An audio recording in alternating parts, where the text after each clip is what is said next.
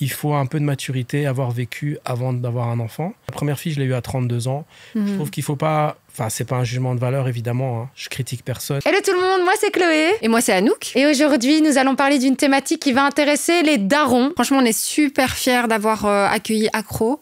Aka Accro, du coup. Ouais, parce que Thomas, finalement, en fait, est-ce que c'est Thomas que nous avons accueilli? Comme quoi, nos blessures, notre histoire, elle influence aussi la manière dont on transmet. Au-delà d'être papa, il est papa de 2 petites filles et papa de 2 petites filles métisses. Donc, on a pu faire vraiment un ensemble de thématiques et de sujets qui vont vous intéresser. Donc, comme d'habitude, vous likez, vous partagez, vous commentez, vous followez surtout. Vous followez, parce que oui, c'est un terme qu'on va rajouter dans le dictionnaire. Ton moment good vibe entre meufs sur le canapé autour d'une tasse de thé où on parle relations hommes-femmes, sexe, love, confidence, développement personnel, Feminity, le premier podcast féminin sans tabou avec Chloé et Anouk. Mais du coup, avec ta vie à 3000 à l'heure, t'as réussi encore à créer une famille, toi. C'est important de transmettre, sinon tu as un sens de la vie qui n'est pas rempli, je pense. Non, mais c'est ça. Donc, du coup, t'as réussi à créer une famille dans cet emploi du temps qui est juste dingue. Et en plus, cette volonté de toujours être occupée. Hein. La famille, elle a pu être créée dans un moment de ma vie où j'avais un peu plus de temps. Pourquoi ? Parce que j'avais terminé 3 albums avec Starflame pour lequel j'avais un statut d'artiste et je faisais beaucoup d'activités. Et il y a eu la chute du marché du disque vers 2003-2004. Et ma première fille est née en 2009. Donc en fait, j'étais déjà dans une perspective où je pensais à mes albums solo, j'avais un statut d'artiste et j'ai acheté une première maison. Et du coup, j'étais plus enclin à me mettre en mode daron. Et ça collait aussi à un moment de ma vie. Ma première fille, je l'ai eue à 32 ans. Je trouve qu'il faut pas... Enfin, c'est pas un jugement de valeur, évidemment. Hein. Je critique personne. Mais à mon échelle, je trouve qu'il faut un peu de maturité, avoir vécu avant d'avoir un enfant. Et donc, à 20 ans, ça aurait été compliqué avec la vie d'artiste de bien accueillir un enfant sur cette terre et dans mon foyer. Du coup, 30, c'est très bien. Et puis après, les 40, 50, ceux qui font des enfants sur le tard aussi, il faut qu'ils pensent qu'il faut de l'énergie, il faut du temps disponible. Et quand tu as un taf, temps plein, etc., et un certain âge aussi, c'est compliqué. Donc pour moi, dans ma propre vie, 32 ans, premier enfant, et puis 3 ans plus tard, la deuxième, c'est parfait, quoi. Tu vois, ça me rassure quand même. Le timing était bon. Après, j'allais dire, il faut aussi rencontrer la personne avec qui tu as envie de créer cette famille. Parce que bon, oui, très important. Être en couple, c'est une chose, mais fonder une famille, c'est encore autre chose. Là, tu vas rentrer dans l'aspect valeur et qu'effectivement, il faut que tu aies ton âme sœur, mais il faut aussi que tu aies quelqu'un qui est prêt ou qui est prête à t'accompagner dans une mission à vie. C'est une grosse responsabilité. Et en fait, c'est la meilleure chose, c'est que vous devenez 1 à 2. Et ce 1, il a 50-50. Et c'est au propre comme au figuré. C'est la vraie réunion, c'est la vraie communion de 2 êtres. Et donc, il faut que les 2 soient déjà en accord avant de créer le 3e. Ouais. Et tu te sentais prêt, du coup, à être père, quoi. Tout aligné. Oui, c'était pas... Je veux dire, c'était pas une surprise ou un accident, comme on dit. Ça a été aussi réfléchi. Et puis, j'ai posé les briques avant de poser l'enfant. Je suis quelqu'un de très méthodique. Et je veux sécuriser... si je suis dans une perspective de foyer, je veux sécuriser. Je suis un bâtisseur. Je suis quelqu'un qui a besoin d'un cadre avant d'amener un être dans ce cadre. Après, je critique pas. Tu sais, il y a des gens... l'enfant est arrivé et puis ils ont construit autour. Oui, bien sûr. C'est chacun son parcours. Mais moi, je suis prudent. Qu'est-ce qui t'a donné envie d'être père ? La transmission, le fait que sur Terre, je pense qu'on a plusieurs vocations. Et pour s'accomplir, il y a cette transmission. On est dans une chaîne, en fait. Donc, il y a eu des gens avant nous, il y aura des gens après nous. Je ne dis pas que c'est une obligation. Pour moi, tu peux mourir en paix quand tu as transmis et quand tu as sublimé. Ce qu'on t'a donné, si tu peux le donner à quelqu'un d'autre en partie, il y a un héritage de valeurs familiales. Il y a des choses... tu sais, on dit que c'est pas toujours dans l'ADN, mais il y a des traits de caractère, il y a des traits d'humour, il y a un truc qui est propre à chaque famille. Et si tu peux le cultiver et le passer à la génération suivante, qui va le reprendre à sa manière, c'est beau. Je pense que c'est une des vocations de la vie, c'est de pouvoir... Tu sais, il y a des gens, surtout dans la culture africaine, parce qu'on va parler de ça aussi, il y a des gens qui disent que leur richesse principale, en tout cas en Afrique centrale, c'est la famille. Et donc, il y en a pour qui c'est important, au moment d'être sur leur lit de mort, de savoir qu'ils ont eu une descendance et qu'ils ont des enfants qui sont là pour les porter. Parce qu'il y a ce côté, j'ai élevé, on n'attend pas spécialement de l'argent quand on vieillit, mais on attend d'être toujours dans le cercle familial et qu'il y ait un genre de prise en charge naturelle des enfants vers les parents. La boucle. Et nous, ici, un peu en Europe, on a perdu, tu vois, les grands-parents, une fois qu'ils sont un peu séniles, on va les mettre en maison de repos beaucoup trop vite, au lieu de les garder dans un cercle familial, ce qu'il n'y a pas en Afrique. Oui, on les considère comme les sages, il y a le respect. Ah ouais, là, ici, on les infantilise, en fait. Ma mère m'a dit ça récemment. Elle m'a dit, écoutez-moi bien, si vous me mettez dans un home... Je te jure. Elle m'a dit, c'est fou, parce qu'elle m'a dit exactement ce que tu dis. À l'époque, les personnes âgées étaient les sages. Ouais. Maintenant, on nous infantilise et on nous met dans des homes et on s'occupe plus de nous, on nous laisse là-bas. À 65, 67 ans, tu peux très vite passer d'une vie très active à plus rien. Et tes enfants, eux, qui sont actifs, et donc ils n'ont pas vraiment le temps pour toi. Et donc, ça doit pas être évident, je pense, de se dire, ben voilà, je suis vieux, je sers plus à rien. L'inclusion et l'expérience des plus âgés, on devrait la cultiver aussi dans le business, parce qu'ils ont des choses à nous apprendre, tu vois. 50 ans, on s'est dit, vingtaine, trentaine, c'est la nouvelle. Mais c'est la nouvelle vingtaine, 30 ans, c'est la nouvelle. Il y a un enfant sur 2 qui est né après 2015 qui sera centenaire. Bon, c'est dans les stats. Dingue. Moi, je t'avoue que j'ai pas tout de suite voulu être maman, mais je pense que c'est dû aussi parfois à nos histoires personnelles. Hein. Donc, c'est venu sur le tard. Mais après, j'avais toujours cette idée de transmission. Et je me suis dit, je transmettrai, mais peut-être autrement. Mais donc, j'entends que pour toi, c'était quand même une mission, quelque chose qui était vraiment dans ton ADN, comme tu l'as dit très justement. Est-ce que, dans le quotidien, qu'est-ce que c'est être papa pour toi ? Être papa, j'ai une métaphore. C'est-à-dire qu'un père, c'est comme une serre. C'est-à-dire qu'il va créer un cadre, il va protéger la petite plante, il va lui permettre d'avoir de l'humidité, de la chaleur et de la nourrir en nutriments. Il va la voir grandir et il va un peu être son tuteur pour qu'elle pousse droit, mais elle peut pousser aussi de travers, tu vois. Elle doit faire ses apprentissages. Et à un moment donné, la plante va arriver au top de la serre. Il doit laisser le toit s'ouvrir pour qu'elle touche le ciel, tu vois. C'est beau. C'est hyper... J'adore l'image. Je pense que le père, c'est ce petit cocon, mais qui laisse entrevoir la lumière quand même à travers, pour pas l'occulter et pas le... Il faut que l'enfant, il puisse quand même voir ce qui se passe dehors. Et c'est très compliqué, en fait, parce que, tu vois, j'avais écrit un livre dans lequel j'ai écrit que nous, notre génération, dans les années 80, on était dehors toute la journée. On n'avait pas de téléphone pour nous joindre. On pouvait aller se casser la gueule dans un parc, tomber dans un lac. On n'en savait rien. La police venait nous ramener à la maison. C'est vrai de ouf. C'est vrai. Et moi, mes filles, après les histoires de Dutroux et tout ça, je les ai trop couvées. Et c'est-à-dire qu'à 10 ans seulement, j'ai laissé ma fille aller chercher du pain à 20 mètres de la maison. Et avant tout ça, non.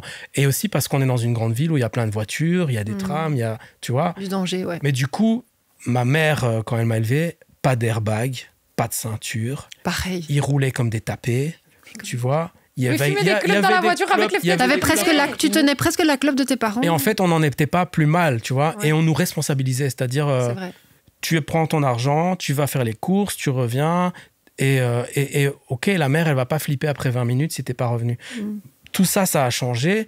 Et du coup, il faut que nous, on se réhabitue aussi à leur laisser ce petit laps de liberté et de confiance et d'erreur. Et peut-être il y aura à un moment donné un accident sur la route. Mais voilà, on peut pas tout contrôler, quoi. T'as grandi avec cette serre-là ou c'était pas ça ? Moi, je suis né avec je connais pas mon père d'origine. Donc, j'ai un père d'adoption qui m'a adopté quand j'avais 3 ans. Donc, mon tout début de vie est très compliqué sur le côté paternel. Ce qui veut dire que les blessures que j'ai eues en tant qu'enfant par rapport au repère du père. Par exemple, je porte un nom que personne ne portait dans ma famille, qui est mon père de nom, mais qui n'était pas mon père génétique. Enfin, c'est très compliqué, tu vois. Et mon frère, du coup, ne porte pas le même nom de famille que moi. Et mes 2 filles sont les seules qui portent ce nom de famille dans ma famille. Ok. Voilà, du coup, être père et le faire bien, ça compte énormément pour moi, parce que j'ai pas eu ça, même si un autre l'a fait. Hein. Et justement, je veux aussi rendre hommage à un père qui adopte un enfant qui n'est pas le sien. On le dit pas assez souvent, mais c'est un énorme sacrifice aussi. Tu vois, il n'y a pas que les mamans qui ont cette fibre d'accueillir un enfant qui lui ressemble pas et qui va tout faire pour lui. Et moi, je l'ai appelé papa, mais à 3 ans, tu vois. Ouais. Donc voilà, c'est un peu particulier, mais c'est ce qui fait que j'ai aussi fait des études de prof de gym. J'étais très fort en psychopédagogie parce que pour moi, l'enfant, tu vois, Françoise Dolto, tout ça, on l'a inclus aussi dans la vie de la société très tard.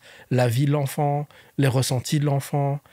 Et moi, je fais très attention à ça, d'avoir les bons mots, de ne pas les prendre pour des quiches.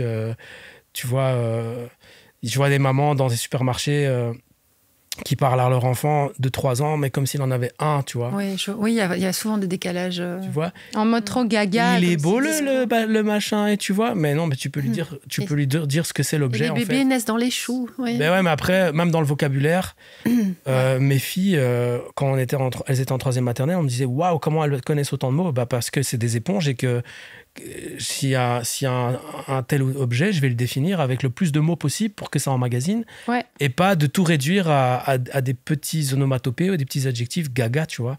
Et voilà, je pense que... Là, tu leur parles comme à... En fait, tu fais attention aux mots parce que ça reste des enfants, mais tu leur parles comme à un adulte pour que justement, même ton vocabulaire, pour ta manière de parler, en fait. L'enfant, il comprend, il déchiffre un contexte, il comprend même des choses qui sont complexes, qu'on a l'impression qu'elles sont complexes. Ou qui sont imperceptibles. Ils vont faire les liens très très vite. Ils comprennent même les non-dits entre adultes. Mais c'est ça, imperceptible, en fait, les un disputes, enfant le ressent, plus connecté à ses ressentis qu'un adulte. Si tu te rappelles, l'adulte est déjà traumatisé, finalement. Tu te rappelles quand nous, on était enfants et que tu sentais bien qu'il y avait quelque chose avec les parents ou une tension, une dispute, même s'ils disaient rien, même s'ils te rassuraient, on était des éponges et on comprenait très vite.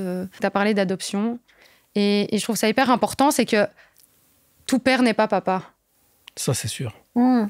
Et je trouve ça en fait important de le dire parce qu'il y a des pères qui sont génétiquement, comme tu le disais, le père, mais qui ne sont pas les papas. Et en fait, les géniteurs. Le shout-out, il faut le faire aux papas, à ceux qui sont là pour les enfants, qui sont soit les leurs génétiquement, soit pas, et qui sont présents en fait. Mais il y a des pères aussi qui se sont mis tellement de pression sur le modèle de réussite d'un père qui apporte le matériel, qui apporte la sécurité, qui apporte les grandes maisons, les grandes voitures, les grands voyages, que s'ils n'y arrivent pas dans les premières années, ils vont s'auto-saboter. Et ils vont se mettre en mode je fuis parce que j'ai l'impression de ne pas apporter, au lieu de simplement travailler sur eux et de dire en fait, je suis un humain comme tout le monde et oui, je ne rentre pas 20 000 euros par mois et c'est normal.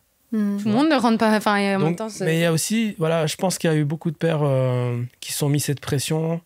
Parce qu'on n'en parle peut-être pas beaucoup, mais on reçoit une pression de la société, des films, des séries de télé, où on doit être super parfait, tu vois. Et quand ça ne fit pas, il y en a qui craquent, quoi, tu vois.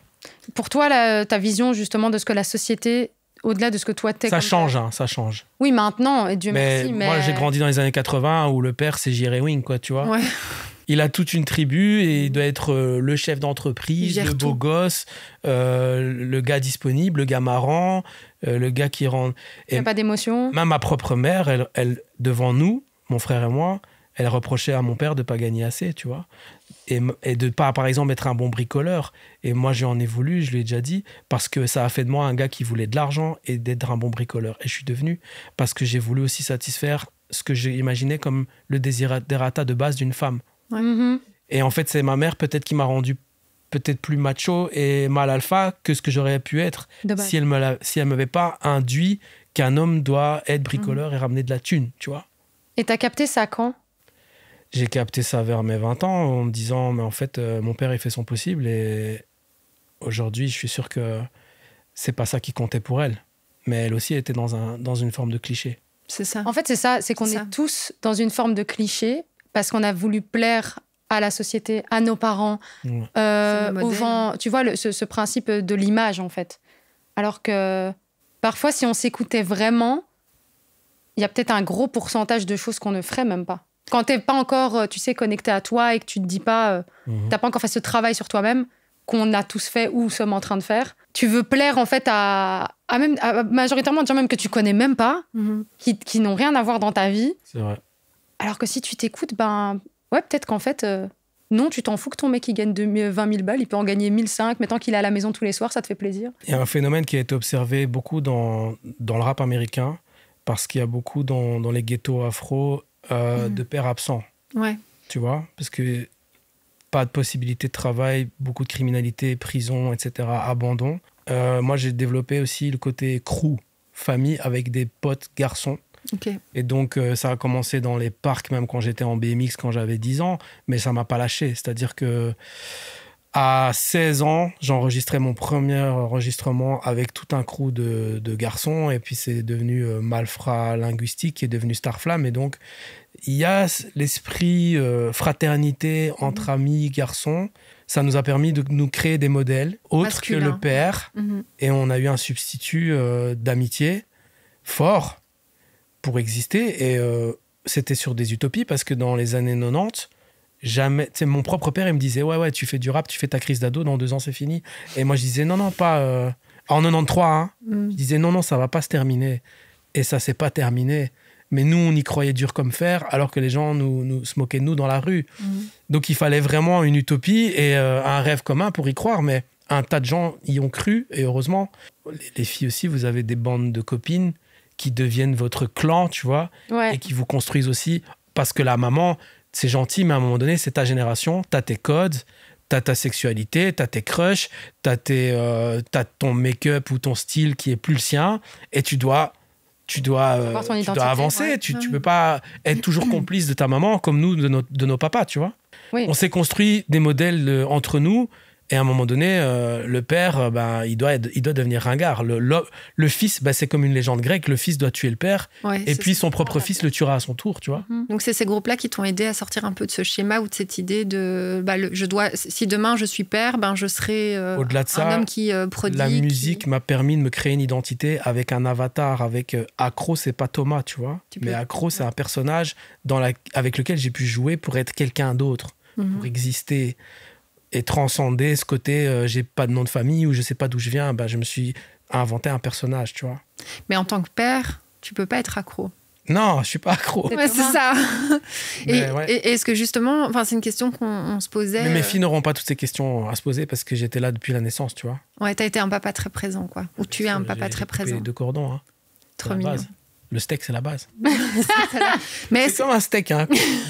Je sais pas, moi je l'ai pas encore vécu. J'ai eu une césarienne, costaud, donc j'ai une césarienne. Moi, c'est le steak, c'est le ventre. Parce que ça prouve que le lien est fort, tu vois. C'est ça. C'est costaud. Hein. Ça n'a pas été un challenge de plus d'avoir 2 filles. Je me suis jamais projeté en me disant je préfère un garçon qu'une fille, machin. Non, moi je prenais ce qui venait vraiment. Et 2 filles, c'est magnifique parce qu'elles sont déjà très talentueuses et très chouettes. Mais en dehors de ça, en fait, je vais même pas dire tant mieux, j'ai la complicité père-fille, parce qu'elles ont aussi une énorme complicité avec leur maman, et il faut en fait.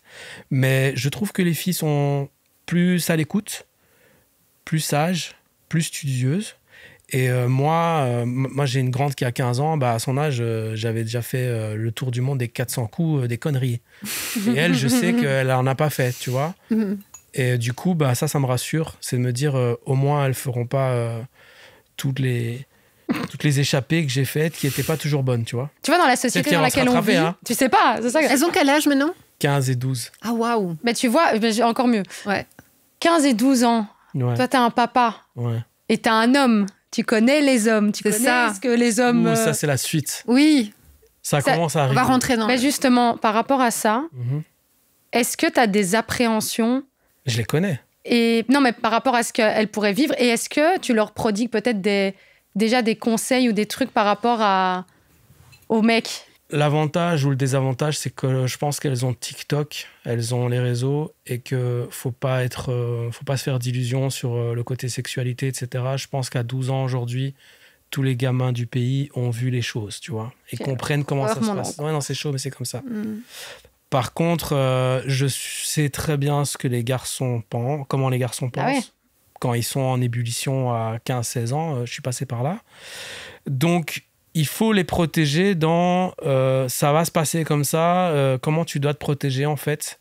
Mais après, leur intimité, c'est leur cercle, tu vois. Et je pense que mes filles ont assez de valeur et de personnel pour ne pas craquer avec n'importe qui, tu vois. Dans le sens où c'est ce que je souhaite à tout le monde, c'est d'abord de tomber vraiment amoureux avant de faire des choses, tu vois.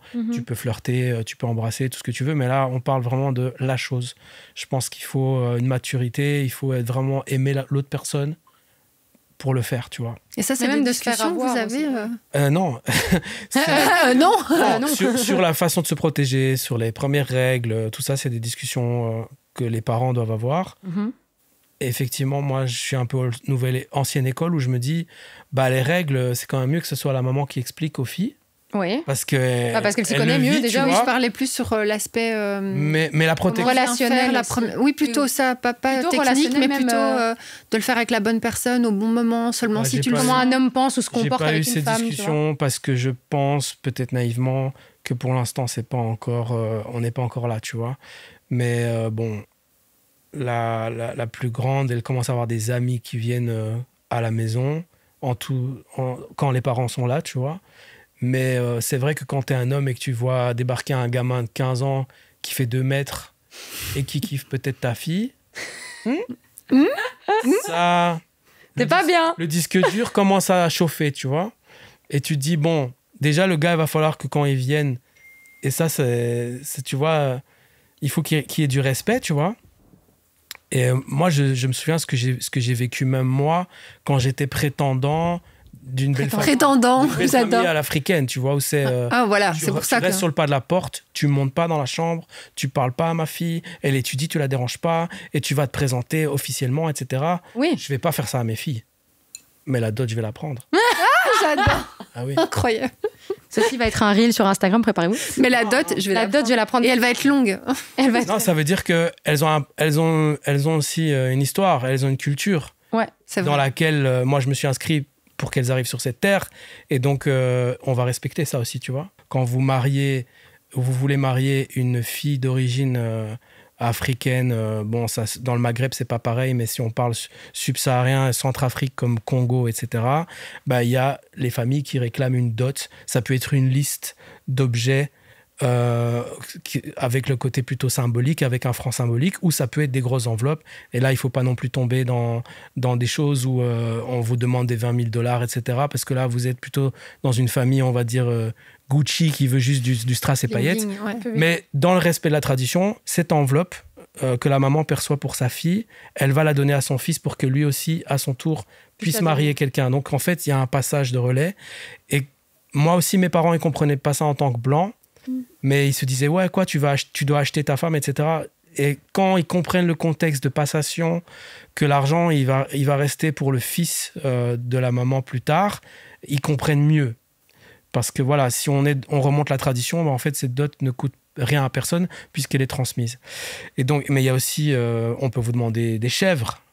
Oui, mais ça, c'est plus quand t'es plus au... Mais moi, ça va être chaud. Le gars qui va arriver, pas des chèvres, déjà. Le gars qui va arriver, il aura une liste, tu vois, parce que c'est ça. Parce qu'on va la faire à la traditionnelle. Tu vas demander les costumes et les boissons. Moi, j'ai payé les chaussures à la maman. J'ai payé les costumes pour le papa. J'ai payé les pagnes. Est-ce que tu as eu les objets bizarres aussi? Les objets bizarres, j'ai eu les sacs à main, j'ai eu les chèvres, j'ai eu la moula, tu vois. Mais c'était bien, c'était pas trop cher. Parce qu'il y a le fait d'être papa, et il y a le fait d'être papa de petite fille, et puis il y a le fait d'être papa de petite fille avec un métissage. Justement, est-ce que la culture, le fait qu'il y ait une double culture, est-ce que ça a eu un impact à certains moments donnés négatif, des contradictions dans la manière d'éduquer les enfants? Qu'est-ce que ça a amené de positif? Justement, le métissage à ce moment-là, parce qu'il y a des gens qui ont peur de ce métissage, en disant oui, mais il y a une culture du coup qui va devoir être un peu plus supprimée que l'autre, s'effacer. Comment ça s'est passé chez vous? On est en 2025 et même au moment où mes fils sont nés, c'est des baby 2000, tu vois. Ça veut dire que ce que les premiers métis de la post-colonisation des années 60 ont subi, où ils étaient arrachés de leur famille, mis dans des couvents et qu'on les a traités comme des animaux, c'est terminé. Oui, non, évidemment pas. Mais les différences existent et les deux familles se posent des questions sur l'éducation. Mais moi, je pense que c'est dans les foyers où il y a deux religions différentes que ça pose plus de questions que si, par exemple, tu as chrétien athée, comme c'est le cas dans le cercle où mes enfants ont grandi, tu vois. Mais je pense que si chacun met de l'eau dans son vin, comme je l'ai expliqué avec l'histoire de la dot, ça se passe très, très bien, en fait. Et on sait très bien que l'enfant, il va recevoir une double culture et le positif des deux apports. Je suis d'accord. Tu vois? Ou culturellement, dans la musique, dans la nourriture, peut-être dans la langue, il va recevoir un background fort d'une des familles. Et peut-être que de l'autre côté, belge, italienne ou peu importe, tu vois, il va aussi recevoir un autre background. Moi, culturellement, bah, je ne sais pas si la culture belge ou quoi, c'est tellement une super culture ou quoi que ce soit. Oui, ou est-ce qu'elle est plus forte que la culture africaine, congolaise, par exemple? Est-ce qu'elle est plus forte? Non. Je pense pas. Mais qu'est-ce qu'elle a apporté? J'en sais rien. Moi, c'est plutôt les valeurs de mes parents qui étaient plutôt dans la revendication, dans un côté un peu gauche éveillé, tu vois. Moi, c'est peut-être ça que j'ai apporté à mes filles, un libre arbitre, une critique de la société. Et de l'autre côté, elles ont le cadre, elles ont la douceur, et elles ont été déjà 2 fois au pays, tu vois. Ouais. Ok, cool. Ouais. Mais ça, toi, Anouk, parce que bah, on en a déjà parlé dans un autre épisode, mais toi aussi, ta fille, elle est issue d'un métissage belgo-congolais. Toi, comment toi tu le perçois, mais en étant toi, oui, c'est vrai que c'est un peu. Et voilà, je l'ai tellement entendu à Kin, laisse tomber. Ouais, mais du coup, toi, ce qui est bien, c'est que ce qui est assez cool, c'est que toi, t'es la blanche des deux, et du coup, toi, t'es le blanc des deux aussi. Et donc, c'est marrant d'avoir peut-être vos deux avis par rapport à quelle place a pris justement la culture. Mais je suis assez d'accord avec toi. Mais par contre, c'est vrai que j'ai tourné un podcast sur le métissage avec quelqu'un qui a un podcast qui s'appelle L'Art du métissage. Bonjour Céline. Et du coup, on avait eu des invités métis, mais un peu de partout. Et en fait, bon, je suis restée hyper calme, hein, mais il y a une des nanas qui m'a vraiment dit, en fait, c'est inconscient de faire du métissage. Mais moi, j'étais là, mais comme tu dis, on est en 2025, j'ai pas compris. Genre justement, elle incitait, elle disait qu'il y avait une perte, il y avait une vraie perte de la culture de chacun, là où je vois effectivement le meilleur des deux. Oui. Et là aussi où je trouve que moi, pourquoi je me suis rapprochée parfois de ces cultures, par exemple africaines, plutôt Centrafrique, parce qu'en fait, je trouve qu'en Belgique, on parlait de culture belge, mais en fait, il y a les Bruxellois, il y a les Wallons, il y a les Flamands, il y a une perte de croyance, les gens ne croient plus forcément. Je trouve qu'il y a certaines valeurs qui sont de moins en moins présentes, il y a beaucoup d'individualisme, et donc ça représentait plus, pas vraiment ce que moi j'ai reçu de mes parents, la famille, comme tu disais, ce côté un peu team et tout ça. Les croyances, moi, je trouve pas forcément de gens avec qui je peux partager sur ma religion. C'est un peu difficile, en fait, parmi les Belges. Et donc, naturellement, je trouvais plus de points communs avec la culture africaine. Donc, c'est un petit peu naturellement que ça s'est fait. Et du coup, ton côté, comme tu dis, c'était un enrichissement mutuel. Pour moi, complètement. Et ma fille, je lui souhaite de prendre un maximum. Et elle avait des réticences à partir au pays parce qu'on s'est séparés entre-temps. Et je l'ai poussée à fond, mais vraiment à fond. Et je veux qu'elle puisse connaître vraiment les deux aspects. Et je trouve que c'est ça qui est intéressant. Et voilà, je trouvais ça un peu... Il y a un élément qui est dommage, c'est que par le fait que les gens sont très actifs et que même les grands-parents, quand ils sont arrivés ici, ils ont dû bosser et ils se sont mis dans le modèle blanc, tu vois. En fait, les langues ont beaucoup disparu. Aussi, oui. Ça, c'est dommage. Par contre, dans tous les métissages... Donc, le lingala, le swahili, le chiluba n'est pas transmis à mes enfants et même pas à leur mère. Très dommage, tu vois. Ouais. Et donc, en fait, comment tu veux garder une culture si tu n'en gardes que la musique et la bouffe? C'est pas possible, en fait. Il y a tout un pan qui n'est pas là. Et puis, il y a aussi, en Afrique, il y a une histoire énorme. Tu sais, Rwanda, il y a eu des royaumes, etc. Sauf que nous, à l'école, on ne nous l'a jamais dit. Ouais. Donc, on a stéréotypé le début de l'histoire. Elle est venue quand les Blancs sont venus avec leurs écritures. Mais ce qui s'est passé pendant des millénaires avant, nos enfants, et même nous, on ne nous l'a pas appris. Oui. Ce qui est un énorme oubli de l'histoire. Est-ce qu'il y a des choses que tu leur... Pas interdis, mais justement, donc, elles ont 12 et 15 ans, on a parlé de cheveux, on a parlé de tenue. Est-ce qu'il y a des choses... qu'est-ce que tu leur inculques et est-ce que tu mets des limites? Comment tu gères ça un petit peu surtout avec les réseaux aussi, en plus. Ouais, mais il y a des choses... En fait, il y a des étapes de la vie qui, pour moi, pour leur âge, vont beaucoup trop vite. Exemple, la petite, elle est en première humanité. Elle s'est acheté un kit, elle fait elle-même ses ongles. Ma fille aussi. Sauf qu'elle veut déjà des ongles assez longs et assez pointus qui sont pas du tout pour moi pour une fille de 12 ans. D'accord. Donc, il faut discuter de ça avec bienveillance, mais il faut lui faire comprendre qu'il y a des étapes dans la vie et que c'est pas parce que ta sœur elle a 15 que toi tu dois faire la même chose. C'est un combat quotidien parce que la petite elle voit la grande et elle se dit elle a eu son téléphone à tel âge, je veux aussi mon téléphone maintenant. Ben non, elle a eu son téléphone à 12. Toi, tu es encore en primaire, tu vas l'attendre. Et elle ne comprend pas. Parce qu'effectivement aussi, la moyenne d'âge pour recevoir un téléphone, elle est descendue à 9, vous imaginez? Non, moi, ça me choque. C'est chaud. 9 ans, laisse Et tomber, donc, impossible. le smartphone. Ma petite de 12, elle a un strass dentaire. Et sa sœur, elle en a 4. Tu vois, j'ai des Lil Wayne à la maison. Oh, mais t'as dit culture américaine, hein. Ouais, je sais, mais du coup, Ah. est-ce que moi, j'aurais mis une dent en or à 15 ans ou j'aurais fait un... Et moi, je rentre pas chez moi. Moi, mon J'aurais fait daron, j'aurais fait peut-être moi je faisais j'avais les cheveux rasés, je faisais des lignes, tu vois. Donc déjà ça, nous à notre époque, c'était scandaleux quand on avait 15-16 ans. Et au collège, tu faisais ça, on te rasait la tête, tu pouvais plus venir. Mais au jour d'aujourd'hui, il y a moins de regards. En fait, je croyais même que ma fille de 15 ans, elle aurait pu avoir une remarque parce qu'elle, elle a les ongles beaucoup plus longs, plus carrés et tout. Donc je me suis dit, est-ce que ça va déranger ses profs? Elle a des strass dentaires, est-ce qu'ils vont capter ça? Elle a négocié ça, les strass avec Non. vous? Comment ça s'est passé? Ah bah les strass, on s'est dit tiens, tu les fais en été en festival, sauf que les strass ils tiennent bien le coup et qu'en fait en hiver ils sont toujours là, tu vois. C'est ça. Ça fait 6 mois, on sait pas les enlever. Voilà. C'est bête, hein? C'est de la bonne colle, tu vois. Et du coup, bah si l'école dit rien et que je trouve que ça va, c'est pas vulgaire, bah je le tolère. D'accord. Mais il y a une vraie discussion avec les étapes à pas brûler. Mm. Et je sais que la petite, elle m'a déjà dit moi, je veux un 3e trou là, piercing, tatouage. Elle est déjà en mode, dès que j'ai 18 ans, je fais un tatouage. Je fais, oh, Tu te calmes. calm down, tu vois. Parce qu'un tatouage, bon, ok, il y a les lasers aujourd'hui, mais tu vas souffrir. Mais un tatouage, moi, j'ai 2 tatous, je les ai fait seulement l'année passée. Bah allez, Et c'est mes 2 filles. C'est ouf. c'est tu trop vois. mignon. Mais j'ai attendu parce que je suis un psychopathe de la réflexion qui me dit ouais non si j'ai pas un truc qui va me donner un sens quand je vais die je le fais pas alors qu'il y a des gens bourrés en soirée ils ont le nom de leur pote, Je t'aime. vas-y on le fait ensemble et le lendemain ils ont chacun Kevin et J'avais Kevin en Ibra, tête. tu vois sur le bras tu vois. Il y a un cadre, il y a des étapes de vie, tu crois que t'es déjà grande machin, oh t'as 12 ans, passe déjà la 2e, on verra quoi. Tu vois. Passe déjà tes examens, après on discute. Mais voilà, donc ça fait un peu, tu dois être old school, tu dois te dire, je dois être le daron à l'ancienne, mais non. Dans la vie, il faut des étapes. Et c'est très important que l'enfant sache que à tel âge, il y a des portes qui s'ouvrent, à tel âge, elles ne sont pas encore ouvertes. Est-ce que t'as un papa affectueux? Oui. Bah, en tant qu'homme, tu disais que tu avais besoin d'affection. Non, je suis un mec, Mais il y a une différence entre j'ai besoin Oui, mais d'affection, du je la coup, donne, hein. ouais, je suis tout à un fait. mec dur déjà.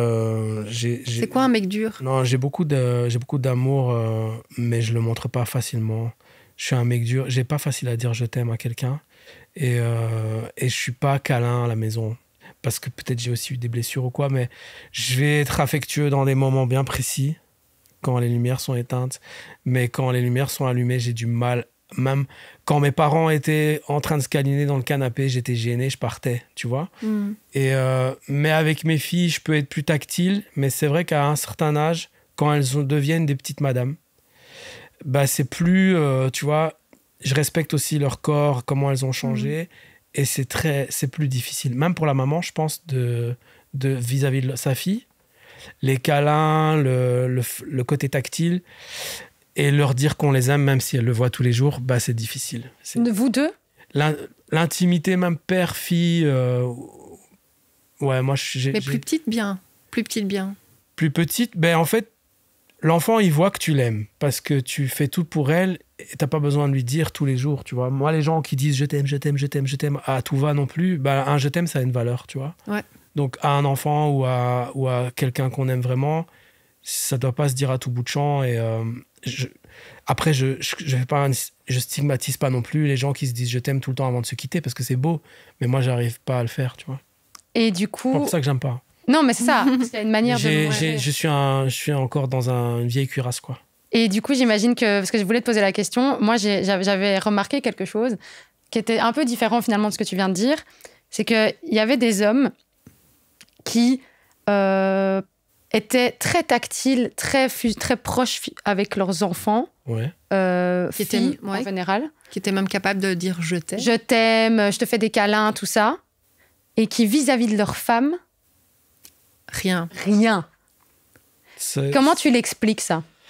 Bah, j'explique Dans le rôle que de père et le rôle d'homme. quand l'enfant naît, tu n'es plus que le mari, tu deviens le papa et donc en fait, t'es aussi, ton amour, il prend une nouvelle forme.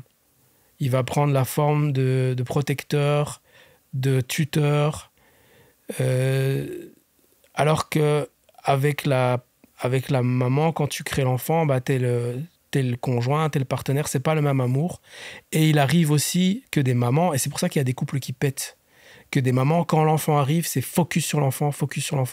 Et le père aussi. Et en fait, on va tout faire pour que l'enfant, jusqu'à ses primaires, on va s'oublier, on oublie son couple, tu vois. Et ça arrive à beaucoup de monde, parce que c'est dans un souci de bien faire, mais du coup, on couvre le gosse, on n'ose pas le confier à quelqu'un d'autre quand on n'est pas à la maison, et on sort plus soi-même, on sort plus à deux. Le père ne respire plus, la mère ne respire plus, et je sais pas pourquoi il va avoir plus de liens vers l'enfant, qui est le petit miracle, en fait, tu vois, qui est ton mini-moi. Donc, en fait, tu veux que ce que toi, tu n'as pas eu ou qui n'a pas fonctionné pour toi, l'autre ne le loupe pas, tu vois. Donc, tu vas lui donner plus d'attention parce qu'il est fragile au début, parce que quand un bébé est là, il peut avoir des accidents, etc. Donc, tu te mets là-dedans. Ta partenaire n'a pas besoin, elle va se brûler la main sur la poêle, elle va se soigner elle-même, tu ne dois pas faire attention comme un enfant, tu vois. Donc, je pense qu'il y a ce côté responsabilité qui va faire qu'on est en protection et qui va développer un autre type d'amour. Mais moi, je parle aussi du côté affection. Ouais, parce que dire je t'aime à ton enfant et dire je t'aime à ton... Tu vois que c'est plus facile de dire je t'aime. J'arrive pas facilement à le dire aux deux, en fait. Ouais, toi, t'es vraiment dans un truc. Je suis en équité, je suis en équité. Si je sais pas le dire facilement à l'enfant, c'est que je sais pas le dire facilement. Parce que nous, on a remarqué justement qu'il y avait cette différence. Mais flagrant, tu vois. C'est-à-dire, la personne... Vous avez peut-être vu ça, mais moi, j'ai pas vu beaucoup de gens autour de moi qui mettaient plus de je t'aime sur l'enfant et qui en oubliaient leur partenaire.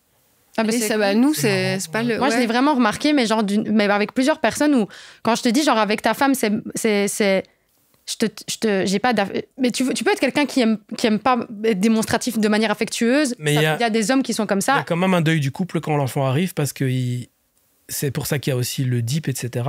Ouais. C'est que l'enfant, à 3 ans, il va se projeter non, je suis amoureux de mon père, je suis amoureux de ma mère, et l'autre doit réaffirmer sa place. Non, c'est moi la maman, c'est pas toi.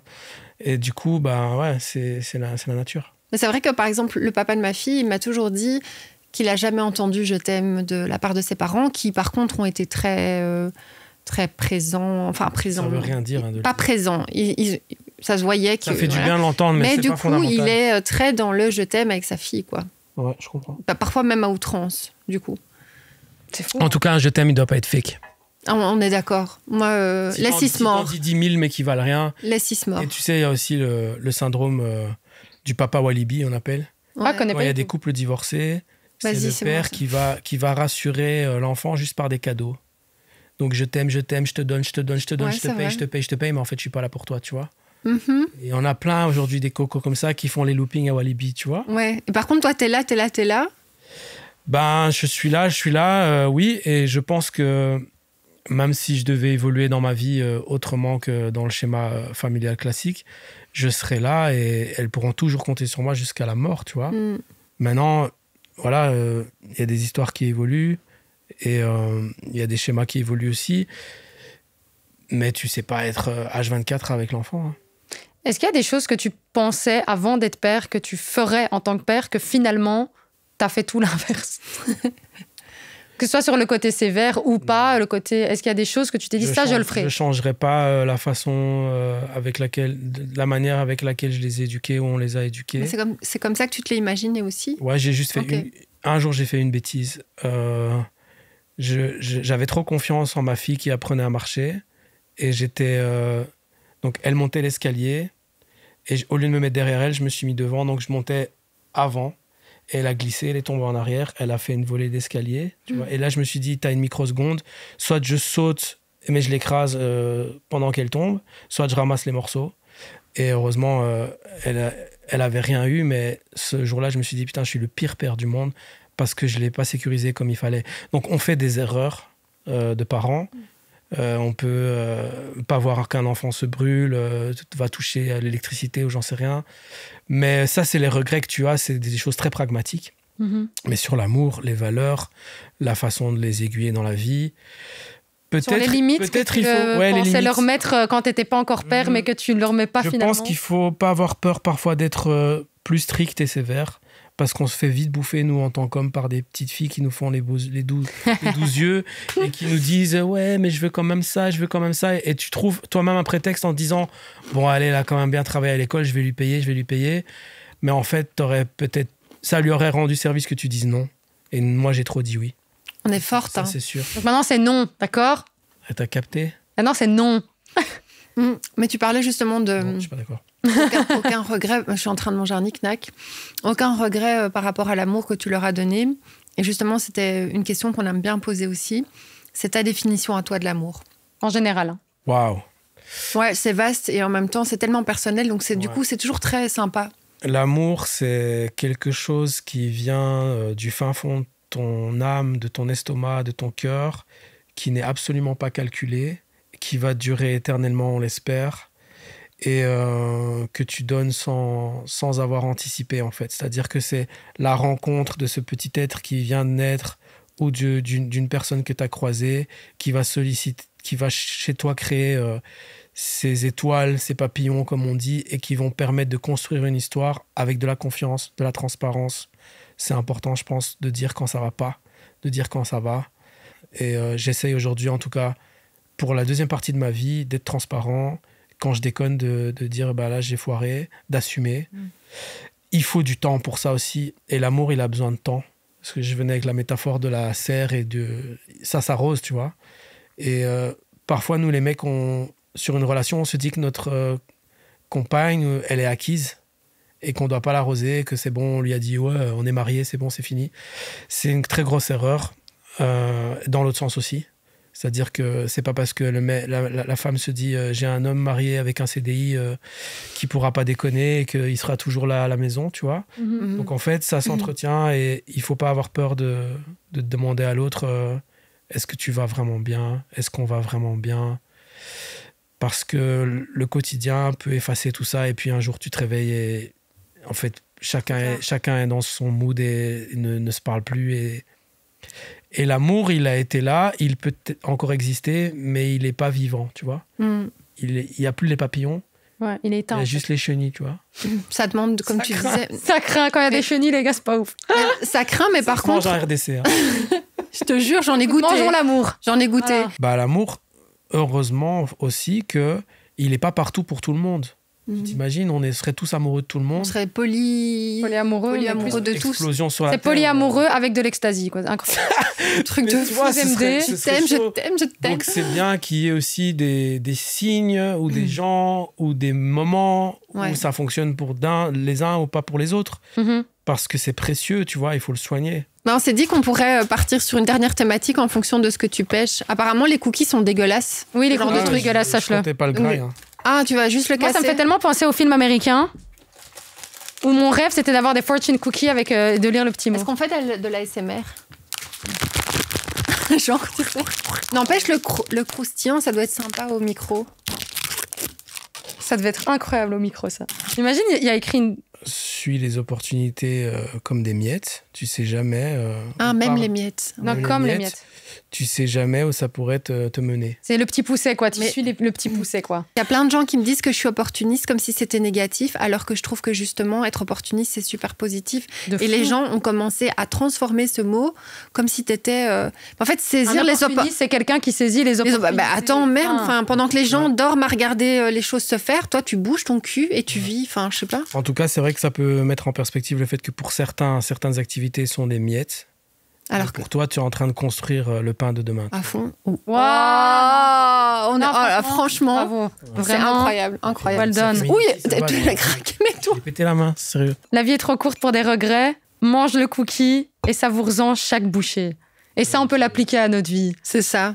Pour clôturer, si tu voulais donner des clés, genre 3 clés, aux futurs papas, aux futurs parents, tu vois, ce serait quoi comme clés qui t'ont aidé, toi, ou des expériences? De ne pas vous mettre une pression sur tout ce qui est matériel. C'est-à-dire qu'un enfant, il va surtout avoir besoin d'amour et de sommeil et de nourriture au début de sa vie. C'est une plante. Et donc, ceux qui se disent on va faire une liste avec 25 trucs, des maxi-cosy, des trucs dans tous les sens, en fait, le gosse, parfois, avec un truc, il est bien. Tu ne dois pas le bombarder de 10 000 pluches quand il arrive, etc.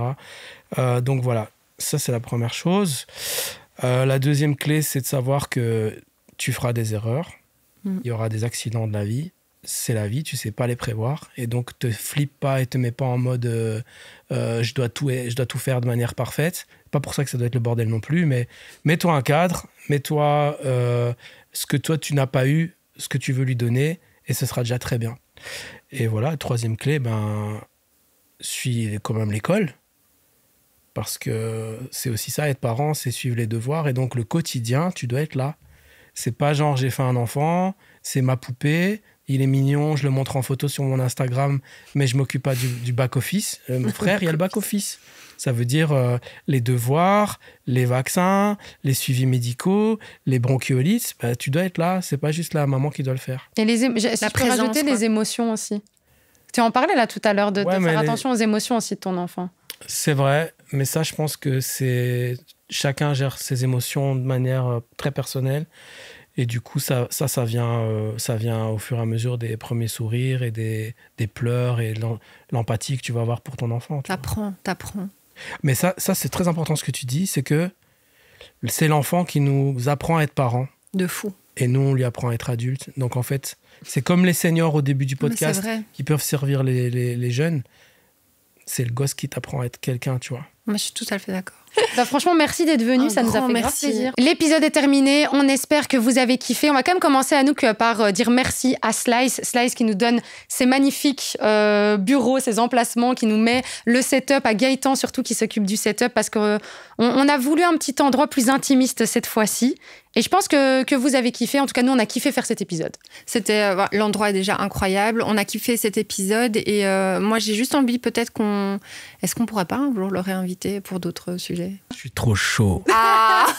Vous savez quoi ? Ce sera à vous de décider dans les commentaires. Vous nous mettez quelle thématique vous avez envie qu'on aborde avec Accro. On like, on partage, on s'abonne. Merci à tous les nouveaux abonnés parce que c'est Anouk qui gère ça et on envoie. Mais je vous envoie chaque fois des petits messages. Des petits messages personnalisés parce qu'on vous aime. Non, franchement, merci pour vos suivis, vos retours. Il y a plein de gens qui nous envoient des petits cœurs et des messages qui nous boostent.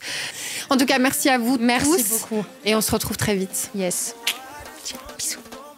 Ton moment good vibe entre meufs sur le canapé autour d'une tasse de thé où on parle relations hommes-femmes, sexe, love, confidence, développement personnel. Feminity, le premier podcast féminin sans tabou avec Chloé et Anouk.